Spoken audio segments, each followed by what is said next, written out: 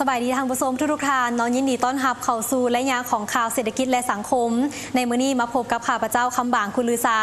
ฉะนั้นเรามาเริ่มต้นกันที่การติดตามข่าวระมิดของพวกเรากันเลยเนาะเกี่ยวกับคะแนนการลงทุนในประเทศลาวของพวกเราซึ่งว่าในระยะ6เดือนต้นปีนี้ทั่วประเทศของพวกเรานั่นเองเนาะเกี่ยวกับคะแนนการลงทุนนั้นก็ถือว่ามีการลงทุนอย่างต่อเนื่องในการสร้างเขตเศรษฐกิจพิเศษเนาะเป็นการสร้างความหลากหลายทางด้านการลงทุนเพื่อเป็นการดึงดูดการลงทุนภาคเอกชนทั้งภายในและต่างประเทศให้เข้ามาลงทุนพัฒนา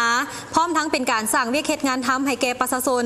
ส่งเสริมการเชื่อมโยงด้านเศรษฐกิจกับภาคพื้นและสากลในขณะที่ปัจจุบันนี้เขตเศรษฐกิจพิเศษในลาวมีทั้งหมด12แห่งเฉพาะในระยะ6เดือนต้นปี2017แม้นสามารถดึงดูดนักลงทุนเข้ามาพัฒนาได้ถึง50บริษัทมีทุนจดทะเบียนหลายกว่า400ตื้อกีบซึ่งทานคำเรียนพ้นเสนารองรัฐมนตรีกระทรวงแผนการและการลงทุนทั้งเป็นผู้ชี้นำเวียกงานเขตเศรษฐกิจพิเศษให้ฮู้เมื่อบุดลมานิวาพรรคและรัฐบาลได้ตัดสินใจสร้างตั้งเขตเศรษฐกิจพิเศษอยู่หลายแห่งในขอบเขตทั่วประเทศโดยได้กำหนดเอาเขตจุดสูงเพื่อพัฒนาตามทายแห่งด้านที่ตั้งภูมิสันฐานและก็เงื่อนไขของแต่ละบอนโดยให้นโยบายส่งเสริมที่มีลักษณะพิเศษพร้อมทั้งกำหนดคะแนนการพัฒนาอย่างจะแจ้งเป็นต้นก็แมนสร้างเป็นเขตนิคมอุตสาหกรรมเขตศูนย์กลางการค้าบริการโลจิสติกขนส่งหรือเขตพัฒนาตัวเมืองใหม่ติดพันกับการท่องเที่ยวซึ่งการสร้างเขตเศรษฐกิจพิเศษก็เพื่อดึงดูดการลงทุนทั้งภาคเอกชนทั้งภายในและต่างประเทศสร้างความหลากหลายทางด้านการลงทุนอยู่ลาวให้นับมือนับเพิ่มขึ้นสร้างเวียกเฮ็ดงานทำให้แก่ประชาชนลาวส่งเสริมการเชื่อมโยงด้านเศรษฐกิจกับภาคพื้นและสากลและปัจจุบันนี้ประเทศลาวแม้นมีเขตเศรษฐกิจพิเศษทั้งหมด12แห่งในขอบเขตทั่วประเทศคือเขตเศรษฐกิจพิเศษสวรรค์เซโนเขตเศรษฐกิจพิเศษสามเหลี่ยมคำเขตเศรษฐกิจเฉพาะบ่อแตนแดนงามนิคมอุตสาหกรรมและการค้าเวียงจันทน์โนนทองเขตเศรษฐกิจพิเศษนเฉพาะภูเขียวเขตพัฒนากวมรวมไซเศรษฐา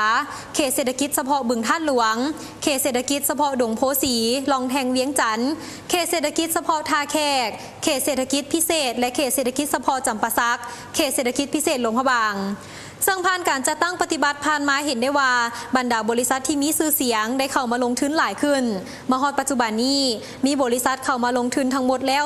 351บริษัทมูลค่าทุนจดทะเบียน 64,000 ตื้อกีบหรือประมาณ8ตื้อดอลลาร์ซึ่งว่าได้มีการลงทุนตัวจริงแล้ว 12.8 พันตื้อกีบประมาณ 1.6 ตื้อดอลลาร์มอบพันธาเข้างบประมาณของรัฐทั้งหมดได้หลายกว่า136ตื้อกีบเท่ากับ17ล้านดอลลาร์และสามารถสร้างเวียกเฮ็ดงานทำได้หลายกว่า 18,000 ตำแหน่ง